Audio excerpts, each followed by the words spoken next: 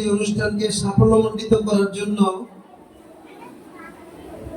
যিনি এই বৈরী আবহাওয়ার মধ্যেও আপনাদের মাঝে উপস্থিত হয়েছেন, আমি স্যারের প্রতি কৃতজ্ঞতা জ্ঞাপন করছি সকলের পক্ষ থেকে। তিনি আমাদের উপজেলা প্রাথমিক শিক্ষা অফিসার জনাব মোহাম্মদ মাজারুল হুদা স্যারকে, উপস্থিত রয়েছেন মঞ্চে এই এলাকার অভিভাবক, গণ্যমান্য ব্যক্তিবর্গ, শিক্ষক নেতৃবৃন্দ, মায়েরা, ছোট ছোট ছেলে মেয়েরা, আসসালামু আলাইকুম। আসলে একটা পর্যায়ে বক্তৃতা আর কারো শুনতে কিন্তু ধৈর্য থাকে না, আর আমাদের বক্তব্যগুলো আসে এমন সময়ে যখন দর্শকের ধৈর্যচ্যুতি ঘটে। তবে আমি দু একটা কথা বলবো, সেটা হলো আপনাদের এই মায়েদের বিশেষ করে উপস্থিতি প্রমাণ করে যে এই এলাকাটা একটা উন্নত এলাকা এবং উন্নয়নশীল এলাকা, আরো উন্নত হবে। এবং অনেক উপজেলায় চাকরি করেছি, এই জহির স্যার আমার মনে হয় 30-35 বছর চাকরি শেষে বাড়িতে যাচ্ছেন, তাই না? অনেক শিক্ষক আছে। আমার এলাকার একটা অভিজ্ঞতা বলি, এক শিক্ষকের বিদায়ের দিন প্রধান শিক্ষক সহকারী শিক্ষককে বলে যে, সহকারী শিক্ষক প্রধান শিক্ষককে বলতেছে, স্যার আজকে আমার শেষ কর্মদিবস। প্রধান শিক্ষক বলতেছে, ওই দ্বিতীয় ঘন্টাটা করাইয়া তারপরে যাইয়েন। আমার মনে হয় আমার কথাটা আপনারা অনেকেই বুঝতে পারেননি, বুঝছেননি? সহকারী শিক্ষক বিদায় নিবে, আজকে তো আমাদের প্রধান শিক্ষক বিদায় নিতেছে।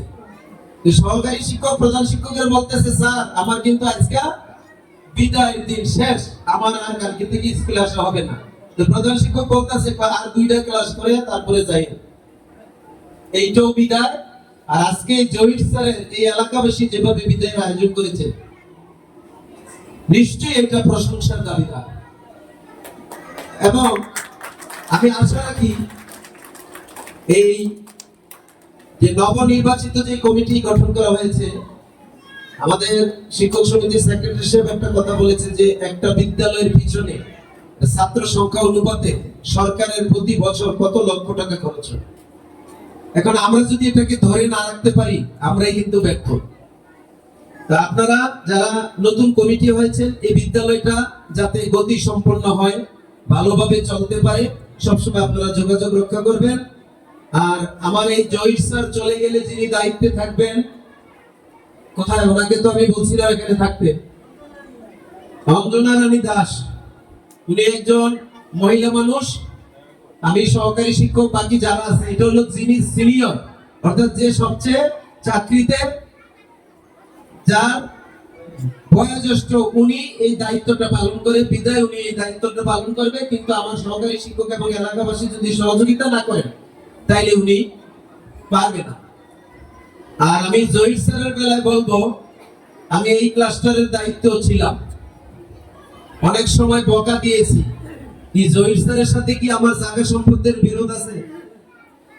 আপনি আমার দাওয়াত দিয়ে খাওয়ান না এই জন্য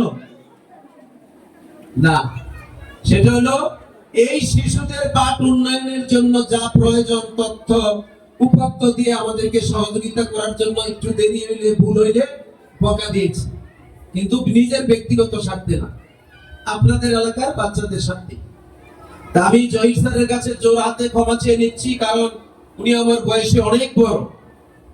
হয়তো পদ পদবীর কারণে আমি অল্প বয়সে ওনাকে অ্যাসিস্ট করেছি, কিন্তু আপনি আজকের এই বিদায়ের দিনে আমাকে ক্ষমা করে দিবেন, কারণ আমার কথায় আপনার মনে যদি কোনো কষ্ট থাকে, এই কষ্ট সইবার শক্তি আমার নাই। আমি মনে করি আপনাদের এই উপস্থিতিটা যেন আমরা সব সময় পাই। আপনার সন্তানটা কোন দিকে গেল, কি করলো, পড়াশোনার মধ্যে নিমজ্জিত আছে নাকি সে মোবাইলের জগতে চলে গেছে, আপনারা ওইটা খেয়াল করবেন। আপনারা বলতে পারেন যে আমি তো বাচ্চাদের মোবাইল দিতে চাই না, আমরা কি দেই না? দেই। আপনি যতটা বেশি মোবাইল চালাবেন, আপনার সন্তান ততটা বেশি খারাপ হবে। কিভাবে? আপনি মোবাইলটা টিপতে টিপতে আপনি সর্বশেষ যেই জিনিসটা দেখেন বা যেইটা দিয়ে বন্ধ করেন, আপনার সন্তান ধরার পরে ওইটা দিয়ে সে শুরু করে। আমি কি বুঝাইতে পারছি? অতএব আপনি দিবেন প্রয়োজনে, কিন্তু আপনার এই বাচ্চাদের মোবাইল দেওয়ার বয়স এখনো হয়নি। এই ব্যাপারে আপনারা সজাগ থাকবেন। প্রতি 2 ঘন্টা পর পর আপনার সন্তানদের খোঁজ রাখবেন, সে এখন কোথায় গেল, কি করতেছে।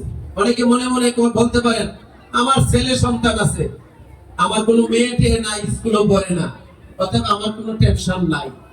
আমি বলবো না, যেই দেশে বাবার কাছে নিজের মেয়ে নিরাপদ না, সে দেশে শিশু ছেলে বাচ্চাও নিরাপদ না।